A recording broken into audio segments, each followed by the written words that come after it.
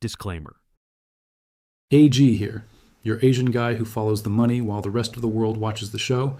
And at 3 a.m. on January 3rd, everyone saw the helicopters and soldiers in Venezuela, but almost nobody noticed the $13 billion refinery quietly changing hands in a Delaware courtroom. Let me show you what really happened. Picture this, January 3rd, 2026, around 2 a.m. Eastern Time. While most Americans are asleep, our military strikes Venezuela. The headlines scream about Nicolas Maduro's capture, the dramatic footage of helicopters and special forces, the geopolitical implications of regime change. Every major news outlet covers the military operation. But here's what they missed. While the world watched soldiers on the ground, a completely different raid was completing in a Delaware courtroom.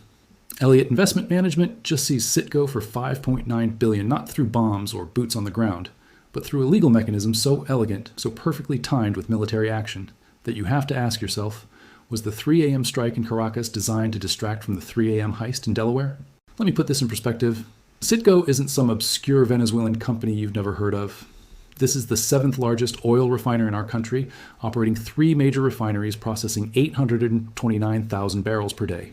You've seen their gas stations across America, their terminals in Houston and Corpus Christi, their operations that generated $2 billion in annual profit. This is Venezuela's crown jewel, their most valuable foreign asset, worth somewhere between $11 billion and $13 billion, according to independent valuations. And it just got sold for $5.9 billion, a discount of 45 to 54%, 5 weeks after a Delaware judge approved the auction on November 29, 2025. Now you're probably thinking, wait, how can creditors seize a foreign country's assets? Great question. Because what happened here wasn't normal bankruptcy law or standard debt collection.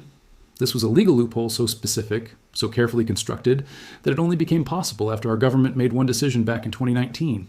That decision? Recognizing Juan Guaido as Venezuela's legitimate president. Think about what that recognition did. When the Trump administration declared Guaido, not Maduro, as Venezuela's leader, American courts suddenly gained a new power.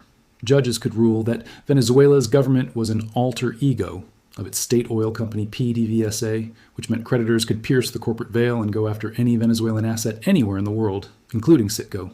But here's where the story gets more complex and more revealing. The $23 billion creditor that our title references isn't actually one entity hunting Venezuela's assets. It's 18 different corporations, each with their own claim, each with their own strategy, all competing for pieces of Citgo's value. And the numbers tell you everything about how this game really works. ConocoPhillips leads the pack with an $11.8 billion claim stemming from Venezuela's 2007 nationalization of their oil projects. Crystal-X International follows with $1.4 billion after their Las Cristinas gold mine was expropriated. Gold Reserve holds $1.1 billion from similar mining seizures. Then you've got Tidewater Marine, OI Glass Corporation, and 13 others, each with judgments and arbitration awards totaling that massive $21.3 billion debt Venezuela accumulated over decades of nationalizing foreign assets. Now here's what you need to understand about vulture funds. And yes, that's what Elliott Investment Management is classified as in the financial world. These firms don't originate most of these debts. According to Wall Street Journal analysis, Elliott typically purchases distressed sovereign debt at 20 to 40 cents on the dollar, then uses legal systems to collect full face value plus interest and penalties. They bought into this Venezuela situation knowing that Citgo represented the one recoverable asset, the one prize that could actually be seized, and sold because it sits on American soil under American legal jurisdiction. The timing of the seizure should grab our attention. Let me walk you through the sequence of events because the coordination here is surgical. August 2025. Our Navy deploys the USS Gerald R. Ford Carrier Strike Group to the Caribbean. The official explanation is routine patrol and readiness operations. But defense analysts note this represents the largest concentration of naval power near Venezuela since 2019. Simultaneously, multiple Coast Guard cutters begin interdiction operations, intercepting boats carrying what officials describe as illicit cargo from Venezuelan waters. By December 2025, those interdiction operations have destroyed or seized 32 vessels, according to U.S. Southern Command reports. Venezuela's coastal defense capabilities are systematically dismantled, their ability to patrol their own waters eliminated, their maritime sovereignty effectively ended months before any ground operation begins. November 29, 2025, Judge Leonard Stark of the Delaware District Court approves the final sale of Citgo to Amber Energy, Elliott's bid vehicle, for $5.9 billion. Venezuela's government, still led by Maduro at this point, files objections. The court rejects them, citing the Guaido recognition that strips Venezuela's standing to defend its own assets. December 2025. Military buildup intensifies. Satellite imagery shows increased activity at U.S. bases in Guyana, Colombia, and Aruba. Defense contractors receive expedited logistics contracts for Caribbean operations. Intelligence community sources tell major media outlets that contingency planning for Venezuela has entered advanced stages. January 3, 2026. At approximately 2 a.m., U.S. forces strike multiple locations across Venezuela. Within hours, Maduro is in custody. His government collapsed, his military neutralized. And that same day, Elliott Investment Management's legal team files final documentation with the Treasury Department's Office of Foreign Assets Control, requesting approval to assume operational control of Citego as assets. You see the pattern? Our military created the conditions, destroyed Venezuela's defensive capabilities, neutralized their government, removed any entity that could legally challenge the seizure, and corporate creditors exploited the opening. The 3 a.m. raid wasn't just military. It was the final chess move in a game that started when we recognized Guaido, escalated when Elliott purchased, distressed debt, accelerated when our courts ruled Venezuela couldn't defend itself, and culminated when our Navy made sure no one could stop the transfer. But here's what makes this story even more revealing. Remember those 18 creditors I mentioned, all competing for Citgo's value? According to Bloomberg's analysis of court documents, the auction structure guaranteed that only the first 4 creditors in line would receive substantial payments: Crystalex, Tidewater, ConocoPhillips, and OI Glass. Everyone else, including 14 other corporations with billions in claims, would receive pennies on the dollar or nothing at all from the Citgo sale proceeds. So who benefits from this $5.9 billion purchase? Elliott Investment Management, through their Amber Energy vehicle, acquires a $13 billion refining empire at nearly half price. The first 4 creditors get paid their full claims. The U.S. government gets a friendly operator, controlling Venezuela's most valuable American asset. And Venezuela? Venezuela gets nothing because the sale proceeds flow to creditors, not to the country that built Citgo over decades of operations. Think about the economics for just a moment. Citgo generated $2 billion in annual profit in 2023, according to their financial disclosures. At the sale price of $5.9 billion, that represents a return on investment period of less than 3 years for Elliott, assuming profits remain stable. But here's the kicker. Elliott's operational plans, revealed in their bid documents, include immediate cost optimization and efficiency improvements, which is Wall Street language for cutting costs, reducing wages, and maximizing extraction of value from existing operations. This is what modern financial warfare looks like. No tanks rolling through the streets. Those came later, after the legal groundwork was laid. No dramatic seizure announcements that trigger international condemnation. Just a Delaware court ruling, a military operation that conveniently neutralized the defendant, and a $5.9 billion transfer that gives a New York hedge fund control over nearly 10% of U.S. refining capacity. And if you think this is just about one company or one country, you're missing the bigger pattern. Because what we just witnessed in Venezuela is a playbook, a mechanism that can be deployed anywhere. Sovereign debt meets legal vulnerability. The International Monetary Fund estimates that over 60 countries currently face debt distress, meaning their obligations exceed their ability to pay. Each one of those countries holds foreign assets. Each one could face recognition challenges if our government decides regime change serves our interests. Each one sits in the crosshairs of firms that specialize in exactly this kind of operation. What I'm about to show you in the next part will validate every suspicion you just developed. Because the court documents, the insider communications, the financial engineering behind this seizure, it's all documented, all traceable, all pointing to coordination that goes far beyond coincidence. Let me show you the documents that prove this wasn't just opportunistic timing. This was orchestrated. And the evidence sits in plain sight, filed in Delaware District Court, available to anyone willing to read through thousands of pages of legal filings. September 2024. A whistleblower attorney files a motion revealing something that should have stopped the entire auction process. The court-appointed advisors, Well Gutschall and Evercore, supposedly neutral parties tasked with selecting the best bidder for Citgo, had already earned over $5 million in fees from Elliott Investment Management on unrelated matters. According to Bloomberg Law's analysis of the court filings, these same advisors were simultaneously advising Elliott while evaluating Elliott's bid vehicle, Amber Energy, against competing offers. The referees are getting paid by one of the teams. Judge Leonard Stark saw these filings, and on November 29, 2025, he approved the sale anyway. His reasoning? The advisors' relationships were adequately disclosed and did not constitute grounds to invalidate the auction because Elliott had submitted the highest qualified bid. But here's the kicker. Court documents show at least 2 other bidding groups offered purchase prices within 10% of Elliott's $5.9 billion. Elliott's bid came with a guarantee of no post-closing litigation and immediate operational transition, which the advisors deemed superior terms. Translation: Elliott promised not to sue anyone and to take control quickly, and that convenience was worth potentially hundreds of millions in additional proceeds that could have gone to creditors. Now let's look at Venezuela's own data, because they've been tracking every asset seizure since 2015. According to Venezuela's National Assembly reports, our government and our allies have seized or frozen between $24 billion and $30 billion in Venezuelan foreign assets. That's verifiable through court records, central bank reports, and international banking disclosures. The biggest piece: Venezuela's gold reserves held at the Bank of England. In 2019, when we recognized Juan Guaido, the UK immediately froze $2 billion worth of Venezuelan gold. UK courts said no to Venezuela's return request because they recognized Guaido's board, not Maduro's government. 3 years later, the gold still sits in London generating storage fees, while British lawyers bill both sides for endless appeals. Here's the beautiful irony.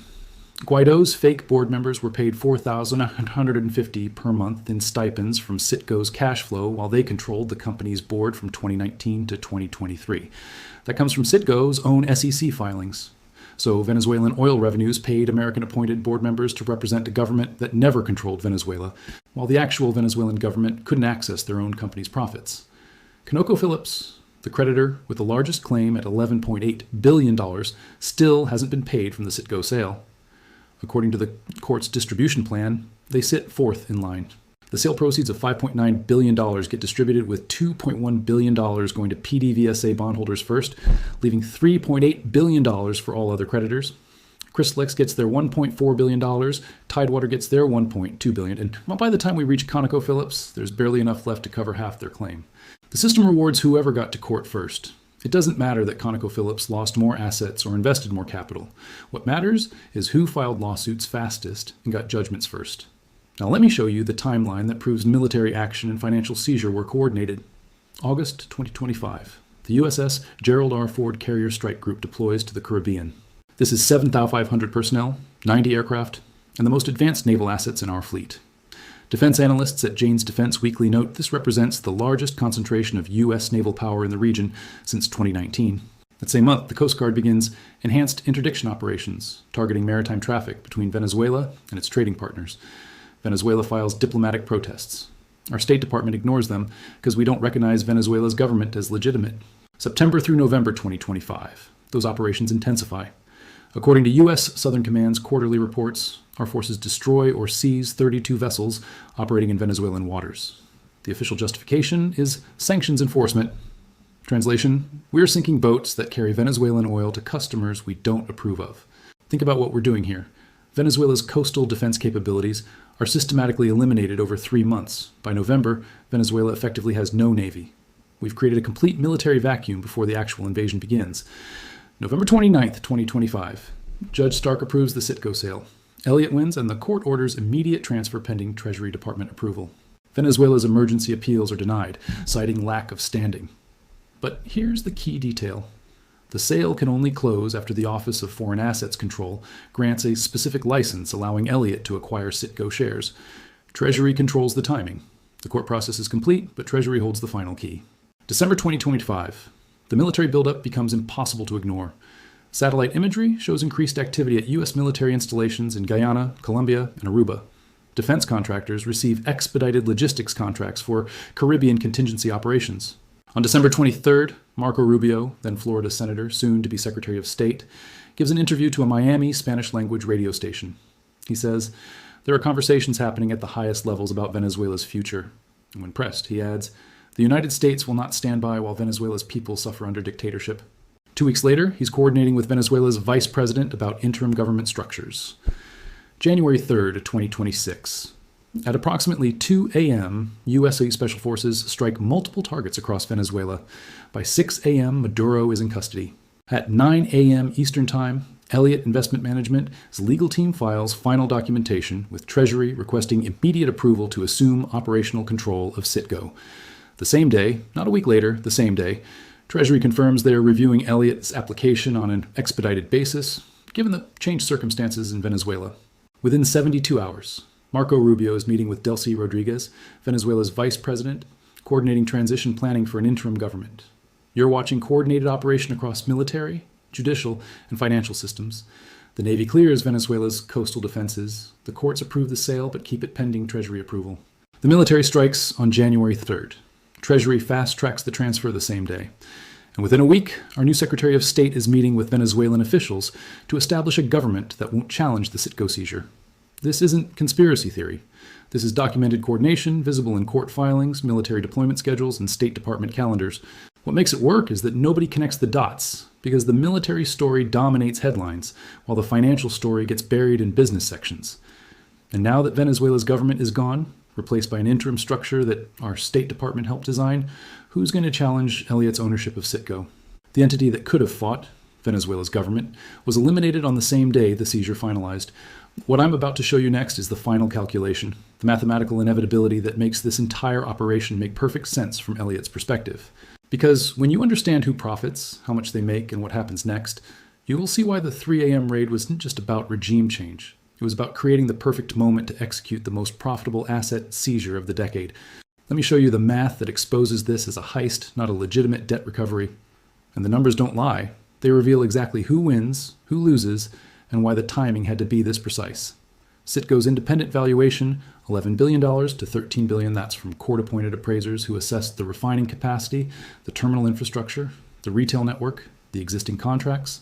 This is not Venezuela's inflated estimate. This is what neutral financial experts said the company is actually worth based on comparable sales and discounted cash flow analysis. Elliot's winning bid, $5.9 billion. That's a discount of 45% to 54%, depending on which valuation you use. Think about that for a moment. Would you sell your house for half its appraised value? Would you liquidate your retirement account at a 50% loss? Of course not. But Venezuela didn't get a choice because the court controlled the process and Elliot controlled the advisors. Now here's where the distribution gets interesting. That $5.9 billion doesn't all go to creditors. First, $2.1 billion gets earmarked for PDVSA bondholders. These are investors who bought Venezuelan oil company bonds and have priority claims under international debt agreements. So we're already down to $3.8 billion available for the 18 creditors who have been fighting over Citgo for years. Crystalex gets paid first, $1.4 billion for their mining expropriation claim. Tidewater Marine gets their $1.2 billion for seized vessels and equipment. That leaves $1.2 billion for the remaining 16 creditors who collectively claim $18.7 billion. You do that math. ConocoPhillips, with their $11.8 billion claim, will recover maybe 10 cents on the dollar if they're lucky. Gold Reserve, OI Glass, and a dozen other companies get essentially nothing. But Elliot? Elliot's Amber Energy vehicle just acquired an 829,000 barrel per day refining empire that generated $2 billion in annual profit as recently as 2023.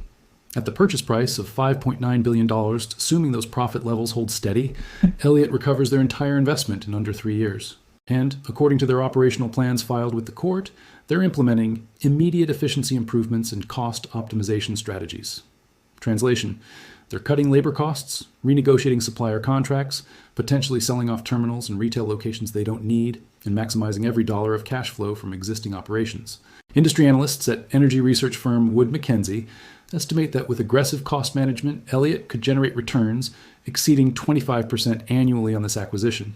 That's the kind of return that makes hedge fund managers legends on Wall Street.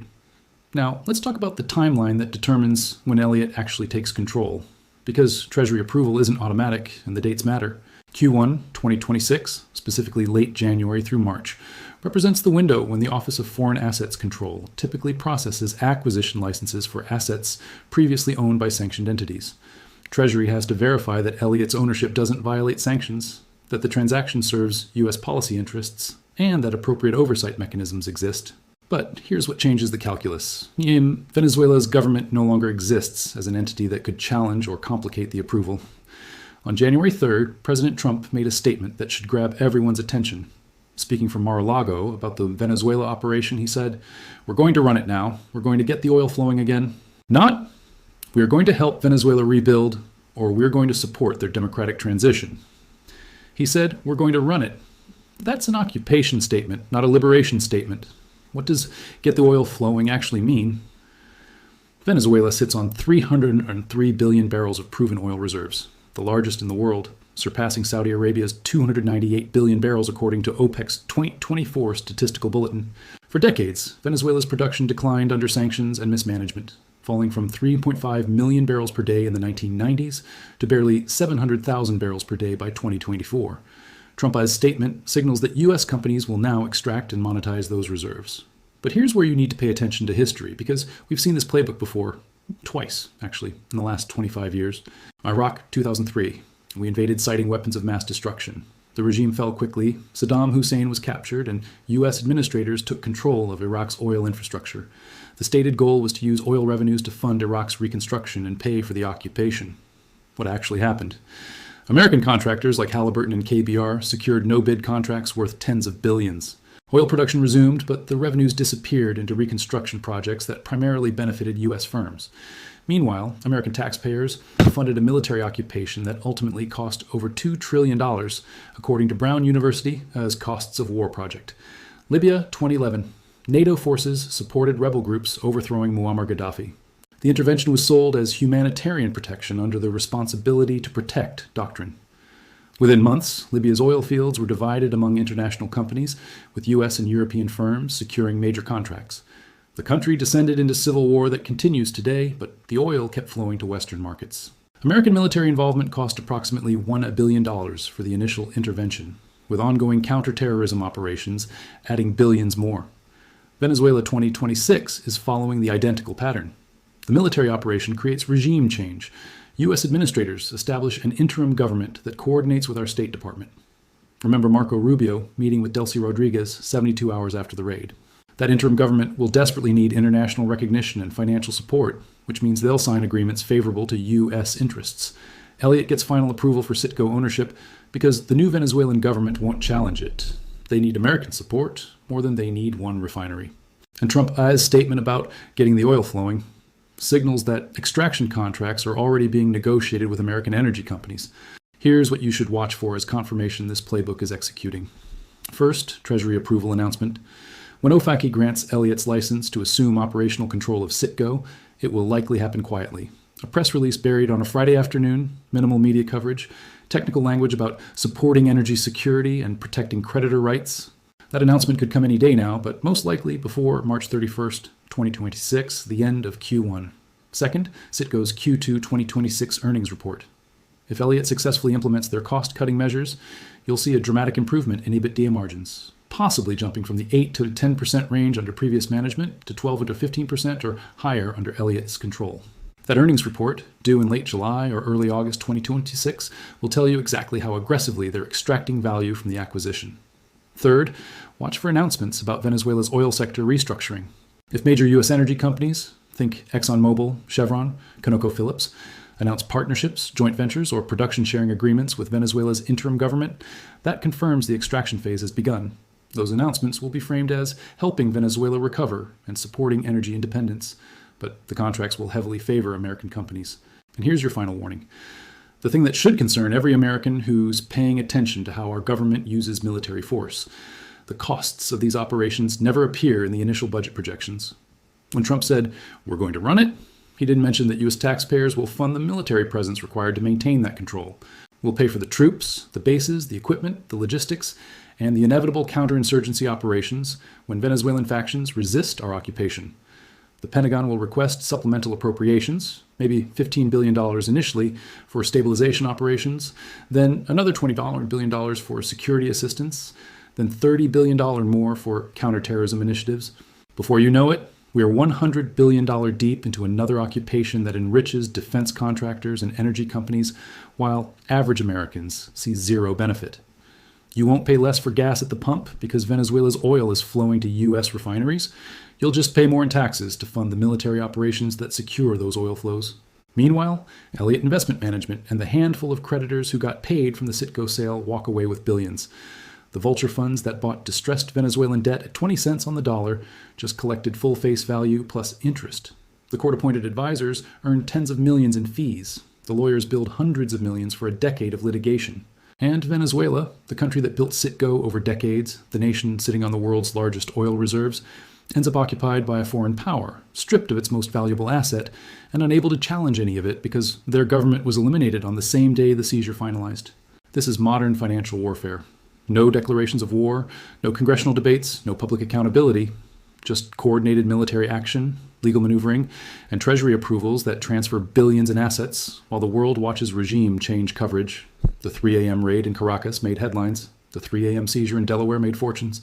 And if you think this is the last time we'll see this playbook executed, you haven't been paying attention to how many countries are currently struggling with sovereign debt, how many hold valuable assets on American soil, and how many face potential regime change scenarios if our government decides their leadership no longer serves our interests. Venezuela is the proof of concept. The mechanism works, and now everyone knows it.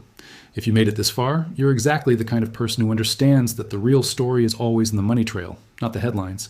Hit that subscribe button so you don't miss the next pattern I uncover. And if this opened your eyes to something the mainstream missed, a like helps more people find these stories. This is AG, and I'll see you when the next billion-dollar move happens at 3 a.m.